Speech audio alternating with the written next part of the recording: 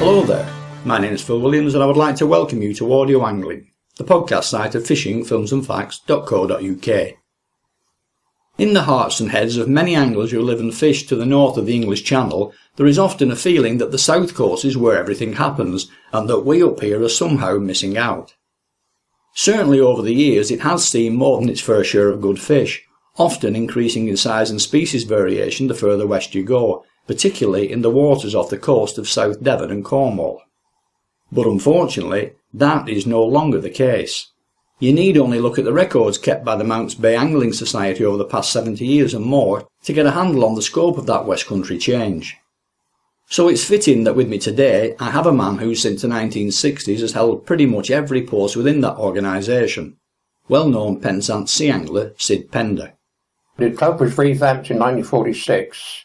I didn't join the club as a junior. I joined the club when I came back from the cities in 1968. So I've now had my 44 years. That's been everything from president, vice chairman, chairman, fish recorder, secretary. I kept clear treasurership and boat secretary, you name it, I've done it. So we're now in semi-retirement and sit back and let the younger generation, the 40 to 50-year-olds. An amazingly long and very busy relationship with an organisation well steeped in Cornish sea angling history. We had our 50th anniversary in 1996 and I volunteered to do it, having retired at the time. The first notification I had was going back through copies of the local newspaper. 1912, our first trophy was given by a former MP, Sir Clifford Corey, and he laid the foundation stone to the Salvation Army Citadel in Penzance, so he's engraved in granite. And the trophy was first presented in 1912. The club then went in decline, mainly because of two world wars and space in between, and revamped in 1946, when a lot of keen youngsters came out of the army, and our mackerel trophy, the Nichols Cup, was bought with Ken Nichols' demob money in 1946. And since 1946, we've gone from strength to strength. At our peak 5 years ago, we had a total membership of 112, say 60 juniors. Our junior strength has been always very good the last 20 years, mainly due to the current junior leader, and our juniors hold more county records at CFSA and former NSA level than all the rest of the junior sections in the county put together. So is it a boat and shore club, or does it lean specifically towards shore angling? Boat and shore. There's always been a majority of shore anglers, obviously. And we, as boat anglers, we felt we'd been the poor relation because the shore anglers' trophy list is twice the length of the boat owners' trophy list. But of course, fair enough, there's twice as many shore anglers as boat anglers. Boat anglers picked up recently, mainly because we've gone from individual boat owners like myself, who could do quite well in the 60s, 70s, 80s. Now we've got 3 out of the 6 charter boats are skippered by club members, which is a good thing. But all the good quality fish now that are weighed in from the boat for the club are coming from the 3 charter boats. Credit where it's due, they're good skippers, but they're also good anglers. They don't take people out and just rake in the 36 quid at the end of the trip. Because quite often you can have a case where a skipper is a skipper, but he's not particularly interested in angling, he's only interested in the financial reward at the end. Does the fact then that the charter boats seem to be winning more of the trophies mean that decent fish these days are harder to find, or perhaps spread further afield? Possibly even a combination of the two. They're more difficult to find, and as I said to you, I was county boat champion for 3 years on the trot, back in the 80s, on the best 5 species, which I could pick up within half a mile of the shore. Now, of course, inshore fishing has been decimated with inshore netting. So that your charter skippers, ours are very selective, they've got exact spots where to go, and all the technology available. And has the club ever had any household names on its membership list? Not that I can think of. No MPs, no lords and ladies. We might have had a lieutenant colonel as an honorary president at one time, but from the top of my head, no. What about record holders? Record holders, our club's fish recorder, he updates them every year, and I keep my own copies. I've got oodles of records. We've got club, senior show, senior boat, junior show, junior boat, county juniors, 11 to 16, under 11, etc., etc. And with the help of the fish recorder, which I did myself years ago, I update them every 12 months. Actually, I was thinking more of national record holders. Yes, Shore Greater Weaver, It's a British record, but it's not a county record. We have about 7 or 8 Cornish county records which exceed the current British record. Possibly the correct procedure wasn't followed to have it claimed, for the British Record Broadcourt Committee, or they just didn't bother. But the current British record for the Shore Court Raider Weaver, that's British record. Shore Court Megram, British record. Boat Court Garfish and Shore Court Garfish, ordinary Garfish, and the Short Beak Garfish, a friend of mine from Mowdle owns a British record for that one. He identified it, and it was first discovered in the Med by some Russian marine biologist who had a Russian name, and Chris was asked to give an English name, so he gave Short-beaked Garfish. I said it was short-beaked because it swam in the back of Mowdle Quay just before you landed it. And there's 18 or 19 British records set from the Cornish waters. We've taken a brief look here at the club's long-standing history, but what about your own personal history? Where and when did your interest in sea angling develop, and what path has it taken over time? I'm brought up in Mowdle, Cornish fishing village, from a commercial fishing family. And from a young age, very interested in fishing because it was a family background. And I was the first one in the family to try fishing rod and line, I think. You started off with a reel of cotton and a bent pin, catching gobies and blennies from the local pool. I then had a first rod, if you call it, bamboo, and an older cousin lashed curtain rings on it for eyes. Then I had what was an ex-World War II tank aerial, but of course it rusted out and all the eyes fell off. Then we started off, and I'm a great believer in those days of centre pins, and I still, 50 years later, have 2 Allcock's Airlight from the 1950s. So started off because you were in a home environment, fish environment, and it grew from there. Lucky in as much as I had, other than the 4 years at college and teaching in Oxford, I was lucky that it was 4 years on the Scillies, and the rest of my teaching career was in West Cornwall. So I was able to continue with the hobby. On the Scillies in particular, I could shoot crab pots and nets the night before and keep an eye on them from the staff room window. Spoiled for anywhere else, obviously. I fish the Scillies myself as an occasional visitor, but as a resident, you will have seen it in a much different light. So how do you rate the fishing generally over there? Out of this world it used to be. I mean, I had it all to myself in the 60s, right? I had the whole coastline to explore. The charter boats and their new generation much speedier than they were in the 60s, and the same with your fishing fleet, your commercial fishing fleet, so that they can go further and quicker. But a lot of Scilly was, in the 60s, of course, untried ground. But what interested me was the fact that up to 1968, there were no recorded bass catches on the islands. The game book on Tresco Abbey, or the Tresco Estate game book, no bass mentioned as having been caught from Salonian waters. I've heard that before, actually. Something to do with the way the Gulf Stream splits and skirts around the islands, leaving them surrounded in relatively cooler water. Yeah. So maybe that has something to do with it. But certainly, plenty of fish. We regularly caught loads of wrasse and pollock, plus in the evenings the odd place from the harbour wall. I also had a day out trawling with Dave Thompson aboard Swan Dancer, and saw all sorts of species which rarely if ever seem to show up on rod and line. Quite a few John Dory, various rare species, blue whiting, and even several boarfish. Had a lot of coalfish back in the 60s, 70s, till they started netting the offshore wreck. Used to have a run of coalfish off the shore up to £4, when I think the specimen weight for shore coalfish was then £5. And we used to call them racers. All the same, like you think they'd been measured with the same ruler. And I had a lot of coalfish down in the Scillies in the 60s, and also down Senin in the early 70s. And quite a few were passed on to local crabbers for crab pot bait. And when I went to Senin, I had a boat in Mowdle. So I gave the harbour master crab pot bait from October to March, and then said, James, can I bring my punt around from Mowdle? Yes, my son, he says, help yourself. So like me, the bulk of your offshore fishing is also done from your own boat. Yes, I've never ever been on a charter trip. I've always been my own skipper. And as I say, 12 foot, 16 and now 17. And when I went up from a 12 footer to a 16 foot when I finished work the second time, I retired completely in 1994. I'm treating myself to an ordinary longliner, 16 foot. Somebody said, Sid, you catch twice as much fish in your 16 foot as you did in your 12 foot. I said, don't you believe it? And it proved so since. So how would you categorise the bread and butter fishing you mainly do from your own boat then? Inshore species, I enjoyed going for flats rather than rounds, to be honest. Up to the mid-90s, without boasting, I could manage 600 dabs a year. Back in the 70s, you had a good run of place. But unfortunately, inshore netting has decimated their stock. But I preferred flatties to roundfish.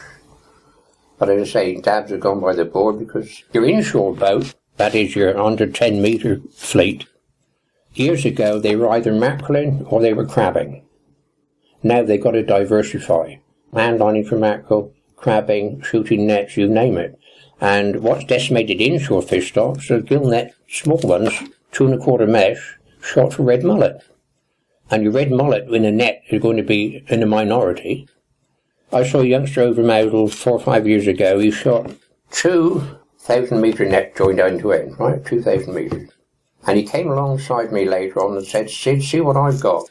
And on his engine box, he had half a dozen red mullet. One was well over 2 pounds, which would have done me as a county record on a rod and line. But the rest of the fish he had out of a 5-stone box, 4.5 stone were rubbish fish, unfortunately.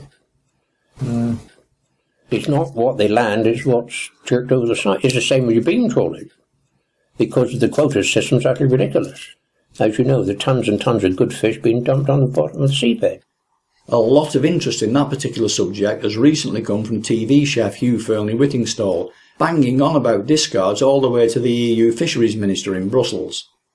The way the programme came across made it look as though quotas had nothing going for them at all, and the general public quickly swallowed the bait, which is all very well, so long as you can come up with a replacement system that doesn't encourage deliberate overcropping by allowing the commercials to bring everything ashore. Then it really would become a free-for-all. So while he makes a good point, he offers no viable alternatives in terms of real safeguards. If you go back to the 70s, they insisted on their own waters. They kicked us out. And I think I agree with the Icelanders for doing it. We should have kicked the French out years ago. The French, because of historical ties, can fish between the 6 and 12. Everybody else has got to be outside the 12. Ours are being decimated. You get French pair trawlers off the back of, say, that Eddystone fishing for bass and scooping up tons.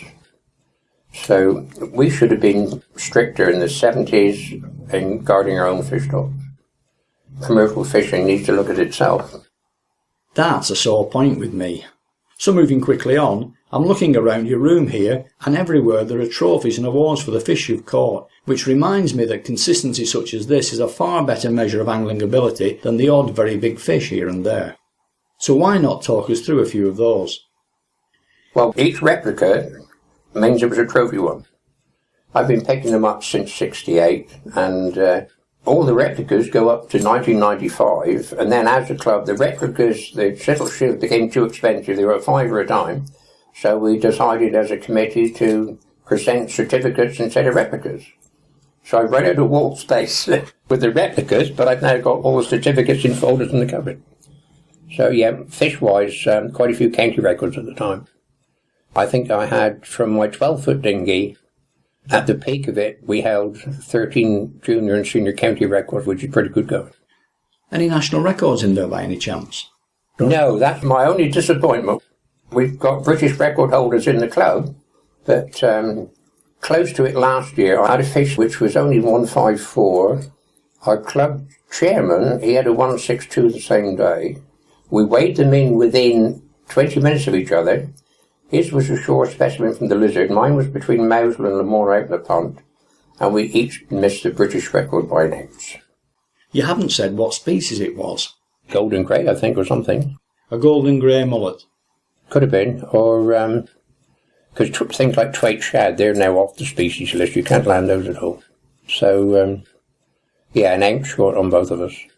But that's the way the cookie crumbled. Indeed. Now, over your time fishing this corner of Cornwall, you must have seen many changes. Some may actually have been for the better, but I'll wager that a lot of them probably weren't. So what for you stands out as the main examples, either individually or as collective trends? The main change, of course, has been fewer traditional species being caught, and in some cases, unusual species have come into the reckoning. Boat catches of ling, cod, conger, they peaked in the 70s. They never ever get back to that level. And from the shore, have been altered decimation, especially with flatfish placing that. But on the other hand, you get odd salts turning up. I think we've got more odd species in Cornwall record list. I think the only place might beat our county record list would be the Channel Isles, being that bit further south. But we've got odds and ends like you might call semi-Mediterranean, like triggerfish. They even made an appearance over a period of time. At one time, all your mullet was just grey mullet. Now, of course, they're segregated into subspecies. Your thick lip, your thin lip, and your golden grey. And same with wrasse. Wrasse were just wrasse, and now you've got ballons, corporings, and cuckoos. So there's more specification, but generally, a lot of the traditional species have declined, but other ones, newer species are coming in, especially from a shore fishing point of view. When we were chatting down at the harbour earlier, while you was getting in your daily dose of fishing, you mentioned the club having specimen targets for the year, but that due to the decimation of fish stocks locally, these have had to be revised down. When Newlyn Harbour was upgraded with a new middle pier put in, because they were dredging, in the January we had 44 specimen flounders over 2 pound weighed in under 1 month. We then had to run a scad off the back of the pier, and we had 106 specimen fish medals that year just for scad and flounders, because of the dredging, all the feed had come up through. As a club, we average perhaps 26, 27 different species from the shore.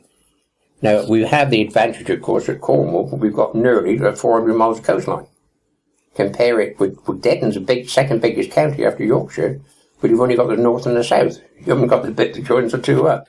So, as far as the county goes, we usually win the trophy from the affiliated clubs for most species, boat and shore, and that would be perhaps in the early 40s. Our club youngsters from the shore, and we've got some very keen youngsters, 26, 27 species on the shore, the best fish list is not unusual. And there must be some parts of the British Isles where you wouldn't get 26 or 27. But having said that, you can only weigh in fish taken from Cornish waters. You can't go over Scilly and weigh fish in on the mainland because Scilly's got his own authority. They've got their own fisheries committee. You couldn't go to Channel Islands on holiday and bring back something to weigh in. So although we've got 400 miles of coastline, we are specific, county only, when it comes to weighing them in. Might any of the changes, particularly in fish mix with new species coming in where more traditional species have perhaps been fished out, have anything to do with rising sea temperatures and the fact that Cornwall being so far south puts it right in the front line? It could be, yes. What I call your semi-Mediterranean species, especially things like triggerfish.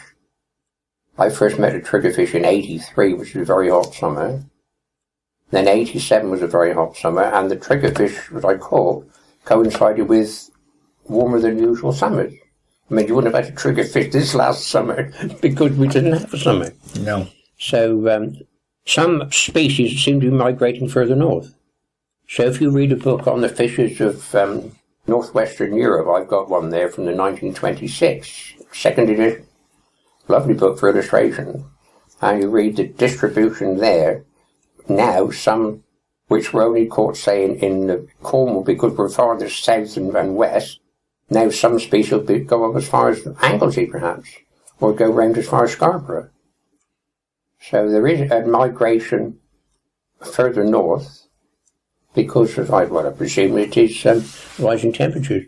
But of course it depends on the feed, doesn't it? Where the feed will go, the fish will go. One of the most notable gains, particularly as we lost a very similar and equally highly prized species at pretty much the same time, has been the Couch's bream, which to all intents and purposes has replaced our own traditional red bream. Well, the red bream, in the 60s, your inshore fishing boat had a Newlyn and model, that is up to 20 footers. They would finish the mackerel season in, say, the end of September, and then they'd go fishing for bream, as long as the weather was quiet, October into November before the Mouthing Harbour shut. And they'd go to a mark called a Runnelstone, which is between Porthcurno and Land's End, and they would use half a set of feathers. In those days, they would feather for mackerel with a set of 20. Now, of course, they use something like 40, but they'd have a set of old feathers, say 7 hooks or 6 or 7 hooks, baited with mackerel bait and fish on the drop for bream. And they make a good landing. And unfortunately, a Scots trawler, it was either a mid-water trawler or it could have been a pair trawlers, they hit a bycatch off the back of the Ronald Stone. They came in to land their mackerel, and they said, we've got so many 1,000 stone of a bycatch, we don't know what they are, and it turned out to be 6,000 stone of red bream, adult fish. Well, that was a breeding stock gone completely. I've had perhaps 4 adult bream in the last 20 years. 2 reds and 2 black. Well, that would certainly help explain the sudden decline. Any chance of them ever coming back, do you think? We've had small black bream taken off local piers.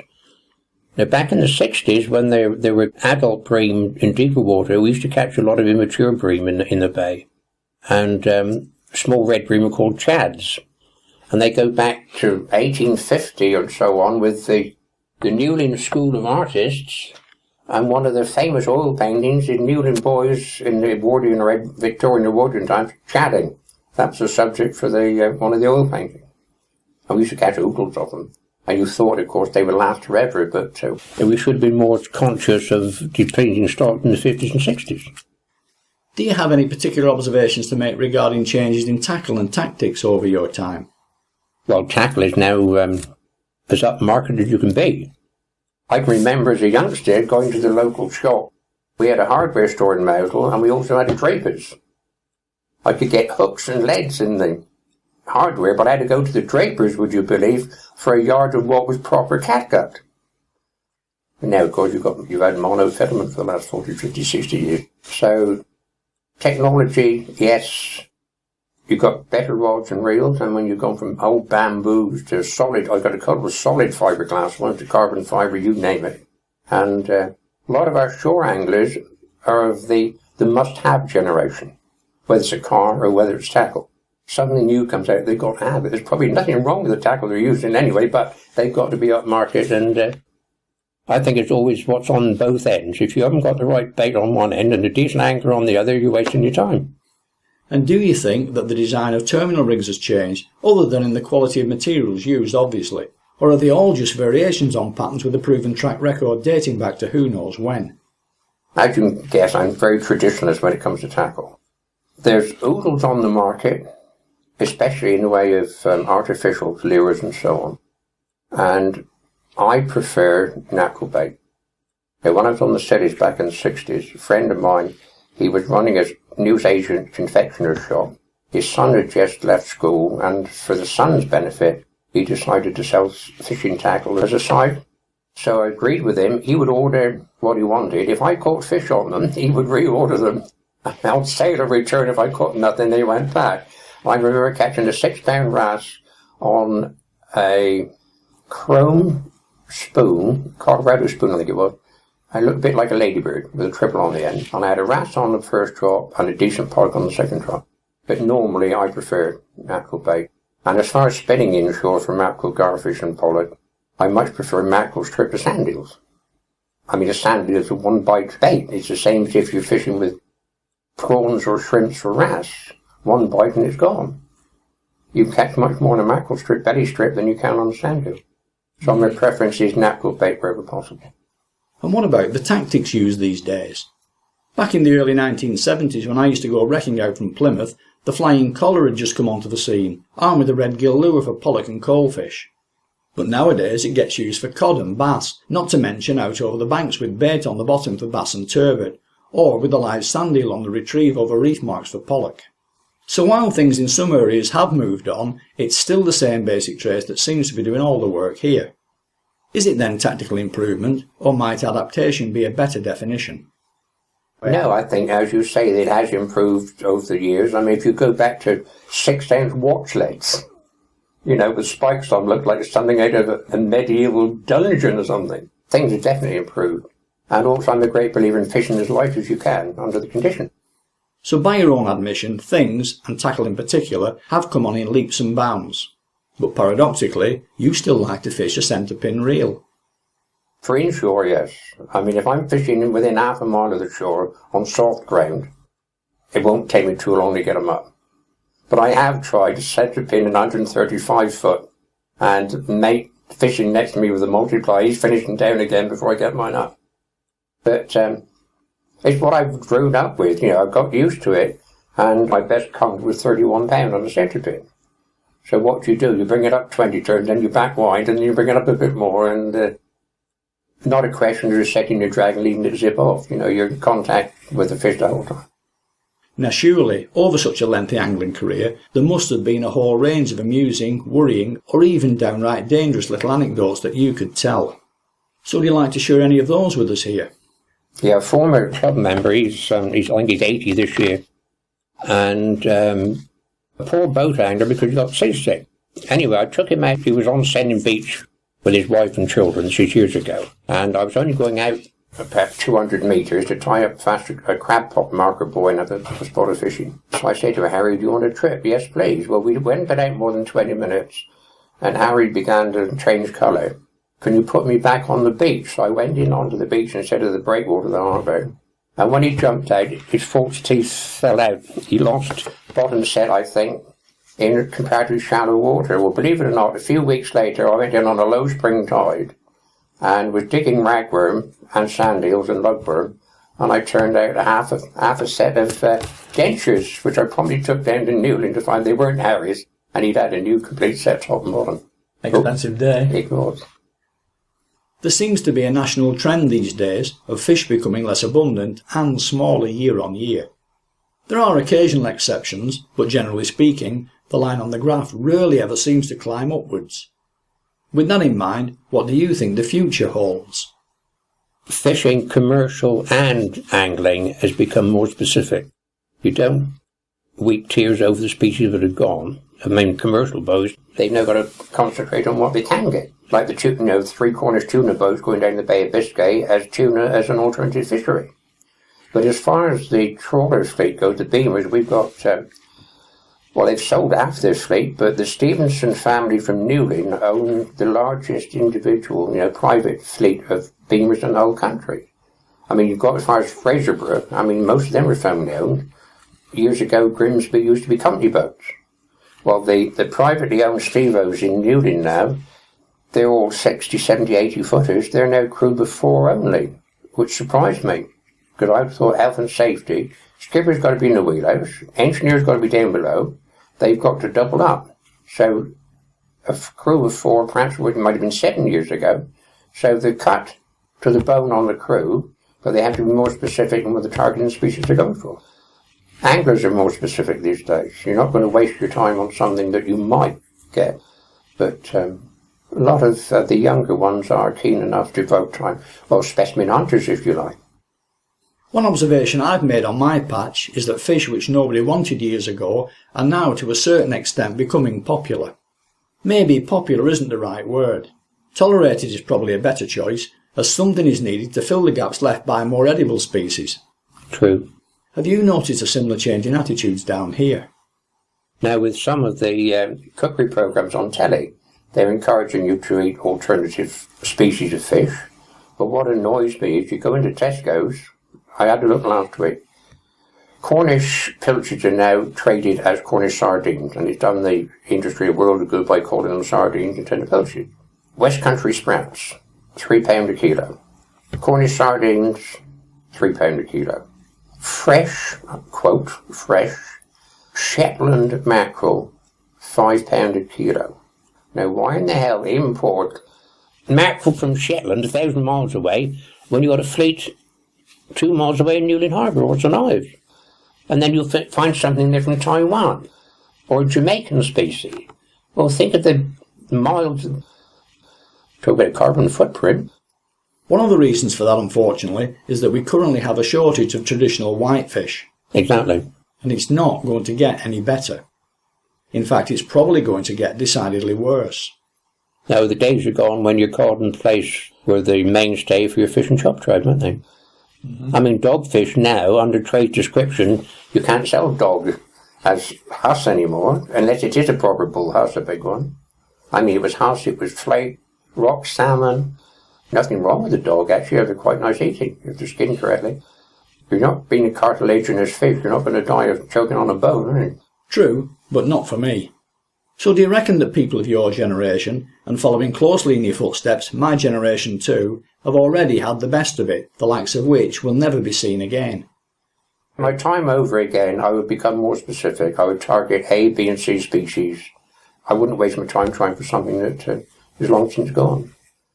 Those were the days, my friend, I think is an apt comment. I think so. Having recorded so many of these interviews up and down the country, you begin to get a very accurate historical picture of what was as compared to what is now, and here in 2012, I think it's fair to say that the writing is most certainly on the wall, with similar trends in terms of decline and timing matching up all around the country. Mike Millman certainly thought we'd seen the best of it, and said as much. Sea Angler editor Mel Russ made a similar observation, and now we look to have repeated the same train of thought here too. Whether or not Mounts Bay Sea Angling Society will still be here in another 60 years is anybody's guess. So in that sense, it's nice to have taken this snapshot of its long, distinguished history. My thanks then to its elder statesman Sid Pender for taking us on this particular trip down memory lane.